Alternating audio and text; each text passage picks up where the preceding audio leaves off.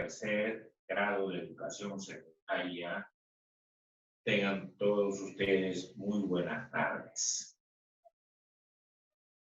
Tengo aquí la relación de los alumnos y las alumnas de los trabajos, en donde la mayoría de los alumnos y alumnas están cumpliendo en forma eficiente. Les felicito porque están cumpliendo con el desarrollo de las actividades en forma muy eficiente. Pero hay otro grupito que no sé qué problema debe tener, pero no están cumpliendo o lo están haciendo en un porcentaje de 30-40%.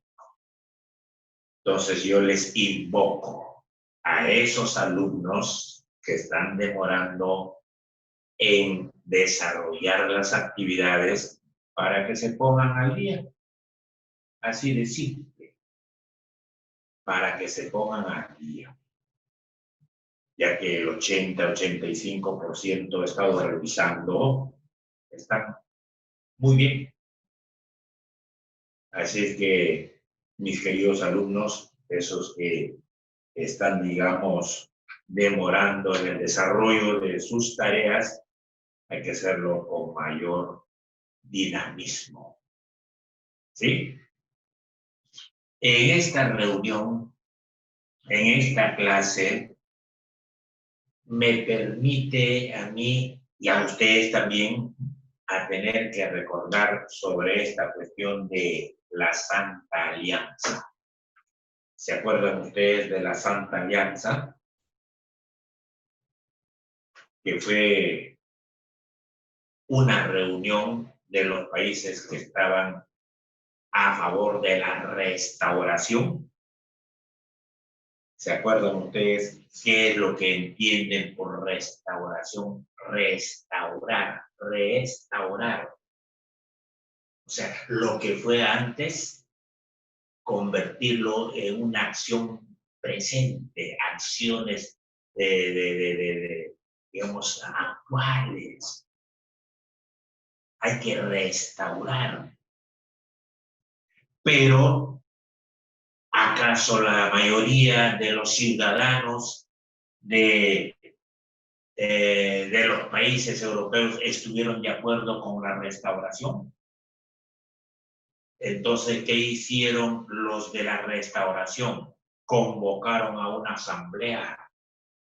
¿Para qué? Para firmar un tratado, el Tratado de la Santa Alianza, donde decía lo siguiente: los países que están en contra de nosotros vamos a tener que ingresar a sus países para agarrar y poner orden y empezar a concientizar.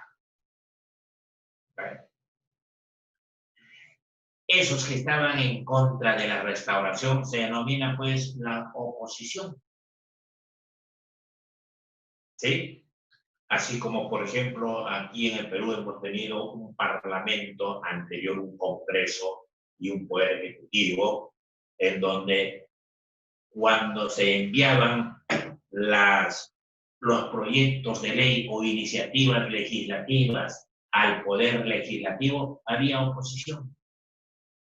Por eso, allá en Europa Occidental, contra la restauración han habido oposiciones también, ¿sí? De carácter político, de carácter social, organizaciones de trabajadores, de obreros, los ciudadanos se organizaban para decir no a la restauración. ¿Cuáles fueron esos sectores que dijeron no a la restauración? La liberal democrática. Ya hemos hablado nosotros sobre el liberalismo, sistema político. La democracia, hemos hablado, la participación del pueblo con el pueblo y para el pueblo. Ellos estuvieron en contra de la restauración. Modelo político, los liberales, de una monarquía constitucional, es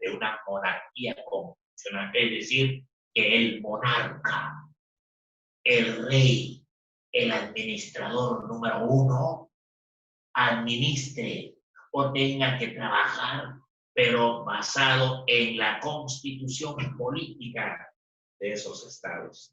Por eso se llama monarquía constitucional. Monarca, rey, constitucional, documento normativo. Nosotros tenemos nuestra constitución, la de 1893, que rige hasta ahora. Y con sufragio restringido. Es decir, ¿qué cosa viene a ser el sufragio? La participación para elegir a nuestras autoridades. En el caso de Perú, para elegir a nuestras autoridades municipales, a nuestras autoridades regionales y a nuestras autoridades centrales, poder ejecutivo, poder legislativo. Eso es el sufragio, pues, la participación. Otro sector radical que no estaba de acuerdo con la restauración fue radical democrática. Radical democrática. Eso de radical, ya ustedes saben perfectamente a qué se refiere. ¿Sí? Modelo político, república con sufragio universal masculino. Modelo político, dice república con sufragio universal masculino. Es decir, asistían a las urnas para votar, para elegir a sus representantes, a sus autoridades, tan solamente los hombres, tan solamente los varones. Y los socialistas, modelo político, república con sufragio universal masculino, bien parecido a la radical democrática. Estos fueron los elementos que estaban en contra de la restauración. Dijeron, no, la restauración. ¿Y la restauración qué sistema político tenía? Monarquía absoluta. Eso es lo que yo les decía. Se tiene que trabajar en favor del pueblo, pero tenemos que gobernar sin el pueblo. Y decía el rey Luis XVI, bien claro, yo gobierno por voluntad propia y por voluntad divina. Tengo que gobernar, tengo que administrar el país sin la participación del pueblo. ¿Se acuerdan ustedes de los famosos cuadernos en Francia? ¿A qué se llamaron cuadernos? Por una serie de demandas que hacía el pueblo. ¿Para qué? Para mejorar la situación de las comunidades populares. Eso ya lo hemos visto ya. Ante esta situación de restauración y opositores, se presentaron una serie de oleadas revolucionarias. Y cuando agarro y utilizo esta palabrita oleadas, mi mente al toque se va hacia el mar. Cualquier cantidad de olas, pero enseguiditas hablamos. Y aquí, desde el punto de vista histórico, dice oleadas revolucionarias, es decir, levantamientos, es decir, organizaciones que se habían puesto de acuerdo con la finalidad de no aceptar la restauración. Fue, por ejemplo, la primera oleada revolucionaria en 1820 a 1825. Primera oleada revolucionaria. Segunda oleada revolucionaria se llevó a cabo en 1830. La tercera oleada revolucionaria en 1848. Rápidamente vamos a ver qué sucedieron en estas oleadas revolucionarias. Oleada revolucionaria de 1820 a 1825 empezó en España contra el gobierno de Fernando VII. Contra el gobierno. ¿Y por qué está en contra? Un monarca absoluto. que gobernaba por voluntad propia y por voluntad divina, y se terminó todo. Se reclamaba la restitución de la Constitución de Cádiz de 1812. En 1812 se dio la famosa Constitución de Cádiz. Pero había sido, digamos, esta Constitución no había sido bienvenido por los de la monarquía absoluta. Por eso dejaron de lado la Constitución política de Cádiz en 1812. Entonces ellos reclamaban, ¿qué cosa? La restitución de la Constitución política de la Corte de Cádiz que se dio en 1811. Esta oleada revolucionaria se caracterizó por ser anti-absolutista, o sea, en contra del gobierno, de la monarquía, de la administración absolutista. Fueron anti-absolutistas, o sea, en contra de ese sistema de gobierno. Oleada revolucionaria de 1830, ¿qué sucedió? Se inicia en París. El rey Carlos X promulgó 4 ordenanzas de 1830 que revocaba la Constitución de 1814. Revocatoria de la Constitución de 1814. Este movimiento obligó al rey a exiliarse. ¿Qué significa exilio?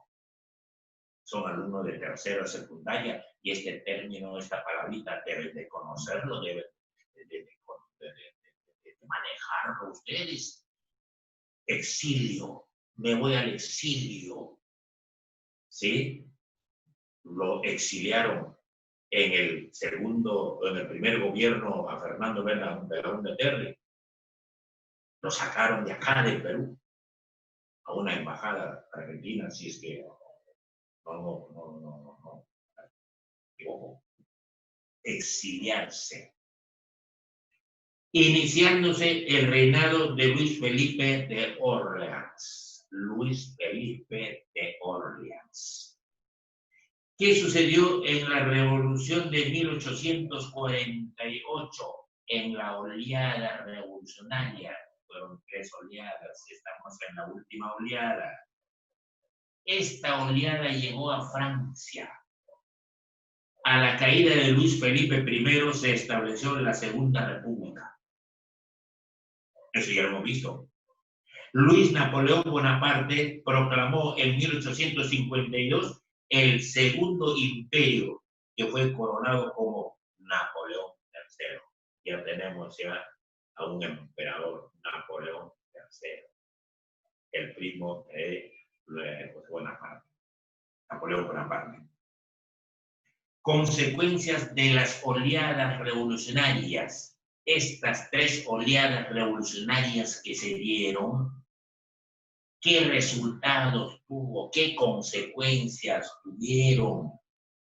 Primera consecuencia, cambios en la organización territorial, como por ejemplo, la unificación territorial, la unidad entre Italia y Alemania, que se denominó la unidad italiana y alemana, la unificación italiana y alemana.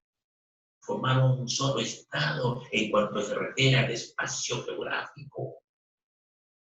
Se inició de un proceso de avance hacia la democracia política. Ya hubo intentos de avance hacia la democracia, hacia esta participación del pueblo con el pueblo y para el pueblo. Ya había un avance desde el punto de vista político, esta cuestión de la democracia. Nos vamos ahora al virreinato del siglo XV, XVI, XVII. Virreinato en esta parte del continente, más claro en América Latina. El virreinato en esta parte del continente estuvieron administrados por quién o por quiénes. el aspecto administrativo estaba a cargo de quién o de quiénes. A cargo de la autoridad máxima del virreinato. ¿Y quién fue la autoridad máxima? El virrey, pues. Y dentro de los virreinatos, ¿cuál fue el virreinato más importante, de mayor trascendencia en esta parte del continente? El Perú, pues. Claro, y no me van a decir que no. Por eso dice aquí la administración a cargo del virrey del Perú. Y aparte del virrey del Perú, era la máxima autoridad que administraba, dependía tan solamente del rey de España y punto, se terminó todo. El presidente, gobernador y jefe del ejército, capitán general, la segunda autoridad. Entonces, en el virreinato de esta parte del continente había dos grandes autoridades. En primer lugar, y de mayor jerarquía, el virrey del Perú. Y en segundo lugar, el presidente, gobernador y jefe del ejército y capitán general. Los dos se hacían cargo. ¿Sí? Organización defensiva del virreinato. El virreinato tuvo que organizarse defensivamente porque había gente que fregaba, gente que fastidiaba. Sobre todo aquellos piratas y corsarios que empezaban a crear problemas a los cargamentos, por ejemplo, que cruzaban el Atlántico, etcétera, etcétera, etcétera. Dice, las amenazas a la seguridad del imperio provenían de enemigos extranjeros, fundamentalmente los piratas y los corsarios. Eso lo han escuchado ustedes, eso tienen conocimiento ustedes. ¿A qué se llamaron piratas? ¿A qué se llamaron corsarios? E indómitos grupos indígenas en las fronteras, por ejemplo en Chile. Había grupos indómitos. ¿Qué significa esta palabrita indómito? Que no se puede manejar. No se dejaban manejar.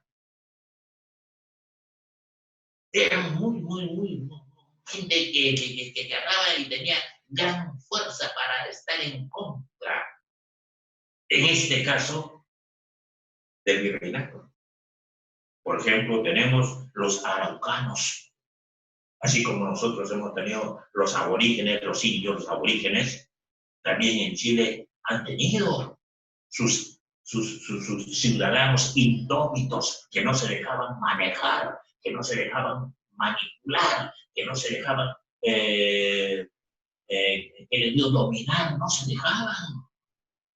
Eran indómitos, fuertes, de carácter y de acción.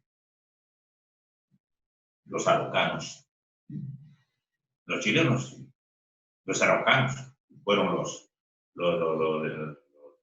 originarios. Creación de un ejército. ¿Qué es lo que tenía que hacer ante esta situación de los corsarios, de los piratas, de los araucanos, de los indómitos? ¿Qué cosa tenía que hacer las autoridades del virreinato en el Perú? Tenían que reunirse y planificar, pues. ¿Y cuál fue el acuerdo más importante? Crear un ejército para hacer frente a la oposición. Crear un ejército para hacer frente a la oposición. Y marina de guerra. ¿Para qué?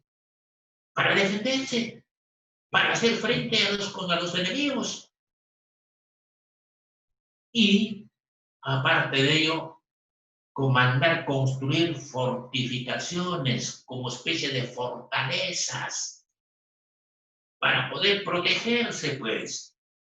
Las grandes fortalezas. En el Callao, por ejemplo, tenemos una gran fortaleza. Y no me van a decir que no. Ustedes saben, ustedes han tenido conocimiento, sus profesores, sus profesoras seguramente ya les han explicado. Los espacios fronterizos. Espacios fronterizos durante el virreinato, durante la colonia. ¿Cuáles fueron esos espacios fronterizos en el norte del Perú? ¿Qué espacio fronterizo? Punto base, Puerto de Paita. Servía como un espacio para la frontera norte. En el sur, punto base, el desierto de Atacama.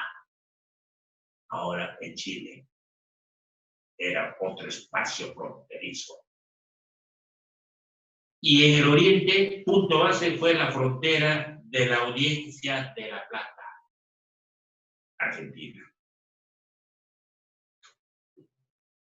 La colonización del espacio amazónico fue tarea complicada.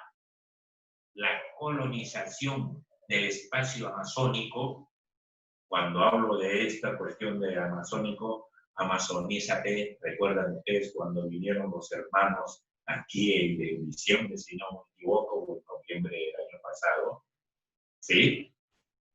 Nos entregó un librito donde dice amazonízate. ¿Por qué? Porque nuestra Amazonía, pues, está de más a menos, se está debilitando en cuanto se refiere a sus recursos naturales, a su biodiversidad.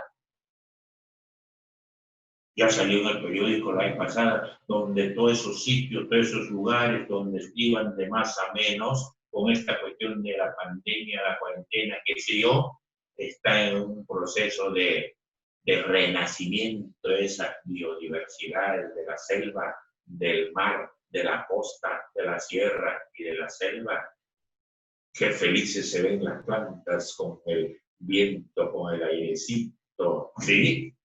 Es que nosotros no tenemos esa conciencia todavía de mantener nuestra biodiversidad, de mantener nuestro hogar, nuestra casa bien aseada, limpia y presentable, de mantener nuestras calles de la localidad. Yo les conté a ustedes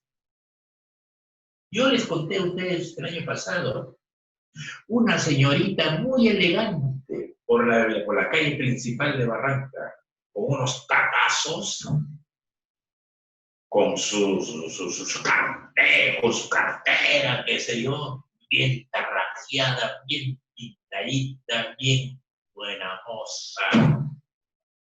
Abre su cartera o qué sé yo, saca su pañueleta o su pañuelo, etcétera, etcétera, se limpia la cara, el rostro y luego lo agarra y lo va revolviendo como una pelotita y ¡juan! Lo tira a la calle.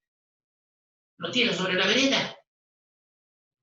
Y yo agarro, venía a su tras, recojo esa pelotita y le digo, señorita, disculpe, se le ha caído este objeto. Ay, profesor, muchas gracias. Estando al ladito nomás una papelera. Ya ven, nos falta mucha cultura, nos falta mucha educación. Y les he contado también a ustedes, cuando me fui a Chaquitán una fecha, me iba hacia Huaraz. En el ómnibus había como 6, media docena de extranjeros, parece que fueron franceses, españoles, qué sé yo. Y el resto, pues, viajábamos, y en Chaquitambo teníamos que almorzar. Almorzamos, y los que viajaban, los turistas, compraban su frutita, su plátano, todo eso, lo comían así, en la pista, bien ubicados. Cuando terminaban de comer, quedaba la pepa o quedaba ¿qué les digo? De la fruta. Quedaba en las manos la cáscara. Y entre ellos se hacían muecas, entre ellos se hacían algunos gestos positivos o negativos, como quien decir, oye, con estas cáscaras, con esto lo que tenemos en la mano, ¿dónde lo arrojamos? ¿Dónde lo botamos? ¿Dónde lo depositamos? ¿Dónde lo buscamos? ¿Dónde? Y observé que a la parte posterior del restaurante, mirando a su derecha, a la izquierda, a la delante y atrás, en forma rápida, ¡pum!, tiran esa basurita. Y no lo aventaron ahí donde estaba la pista, no. Eso es tener cultura. Eso es tener, digamos, una educación. Eso debemos de practicar nosotros. Mientras que empezamos a seguir el viaje, los peruanos, los pasajeros en ese ómnibus, por la ventana la cáscara de plátano, la cáscara de naranja, la cáscara... ¡Ay, Dios mío! ¡Qué diferencia abismal, mis queridos alumnos y alumnas! ¡Qué diferencia, por favor! Entonces, nos falta mucha cultura, nos falta mucha educación, una educación formativa. Y esa educación formativa está a cargo de papá y de mamá, pues, que empieza en el hogar. ¿Cómo no podemos darle a nuestros hijos una educación formativa que practiquen los valores? No cuesta nada decirle a nuestros hijos, tú tienes que ser responsable. No cuesta nada con decirle a nuestros hijos, tú tienes que ser puntual. No cuesta nada con decirle a nuestros hijos, tú tienes que ser solidarios, etcétera, etcétera, etcétera. Por supuesto. Ay, Dios mío. La colonización del espacio amazónico fue tarea complicada. ¿Por qué?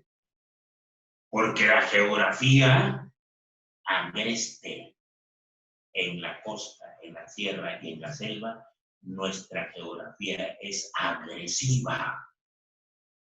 Nuestra geografía es tosca. Nuestra geografía tiene cualquier cantidad de accidentes geográficos. Falta de vías de comunicación. Esa pista ahora de Pativilca hasta Huaraz, ¿sabe qué tiempo ha demorado para su pavimentación? 45 años. Ese proyecto que ya está listo como para poder empezar, se demoraron 45 años para pavimentar la pista de Pativilca hasta Huaraz. ¡Qué barbaridad! Falta de vías de comunicación. Fue otro factor. Hostilidad de los nativos. Los nativos hostiles estaban en contra. Pero ellos los colonizadores, no se rindieron. Falta de riquezas naturales, metales, por ejemplo, el petróleo, por ejemplo, ¿sí? Agentes colonizadores. ¿Quiénes fueron esos agentes que se dedicaron a la colonización? En la selva, en la Amazonía. Y ya les he dicho, cuando hablo de selva, de la Amazonía, se me viene selva alta a la mente y selva baja. Selva alta, donde se dedican a la agricultura, y selva baja, una selva enmarañada. Es el mismo corazón de la selva, y qué cantidad de tribus existirán hasta ahora, en donde todavía ni siquiera han sido civilizadas, ni siquiera están en una situación de autóctonos, esos selvícolas, selváticas, no sé, se me viene a la mente, yo le dije una fecha, ¿qué diferencia hay entre la palabrita selvícola y selvático? Y eso puedo preguntar cuando de repente la próxima semana tenga que tomar mi pruebita, mi examen, para que tengan su nota bimestral. Pues ya yo les voy a indicar eso. ¿Qué diferencia hay entre el selvícola y el selvático? Ah, a ver. Agentes colonizadores, miembros de las órdenes religiosas, agentes colonizadores, que buscaban evangelizar a los pueblos amazónicos. La evangelización. Las misiones católicas, como los jesuitas, y los franciscanos se dedicaron al trabajo de la evangelización en la Amazonía. Para impulsar la evangelización, fundaron monasterios, como el monasterio, por ejemplo, de Santa Rosa de Ocopa, que fue fundado en el año 1725, y contener el avance de los portugueses. ¿Qué pasaba con los portugueses? Cuando hablamos de Portugal, se nos viene a la mente, pues, ¿qué cosa? En esta parte del continente, Brasil, pues. ¿Acaso los habitantes de Brasil no se apropiaron de una parte de nuestro territorio? Y quisieron inclusive los mismos portugueses agarrar y seguir avanzando para seguir ganando espacio, ganando terreno en nuestra selva. ¿O no? Por supuesto. Entonces, contener el avance de los portugueses que amenazaban la integridad territorial de los dominios españoles. ¿Cómo lo ven ustedes? Lo que pasa es que nosotros hemos sido muy buena gente. Hemos cedido territorio a Ecuador. Hemos cedido territorio a Colombia. Hemos cedido territorio a Brasil. Hemos cedido territorio a Bolivia. Hemos cedido territorio a Chile. ¡Qué barbaridad! Somos buena gente. O si no, observen el mapa geopolítico del virreinato y el mapa geopolítico de la República. Nuestro mapa. Observen ustedes dónde está la diferencia en cuanto se refiere a extensión. ¿Está claro? ¿Sí? Algunas preguntitas les voy a dejar. Actividades, ¿ya? Primera pregunta. Explique la diferencia entre la monarquía absoluta y la monarquía constitucional. Eso lo tienen que manejar ustedes, pues. Monarquía absoluta y monarquía constitucional. ¿Dónde está la diferencia? Y cuando hablo de eso, se me viene a la mente Francia, 1789, la Gran Revolución Francesa. Y cuando hablo de Francia, se me viene a la mente el siglo de la Ilustración. ¿Qué fue el siglo de la Ilustración? Esas cosas lo tiene que manejar. Y cuando se me viene toda esa cuestión de Francia, me recuerdo inmediatamente Waterloo. ¿Quién perdió en Waterloo? El ejército que comandaba Napoleón Bonaparte. ¿Se acuerdan ustedes? Claro, pues esas cositas lo tienen que manejar ustedes por cultura.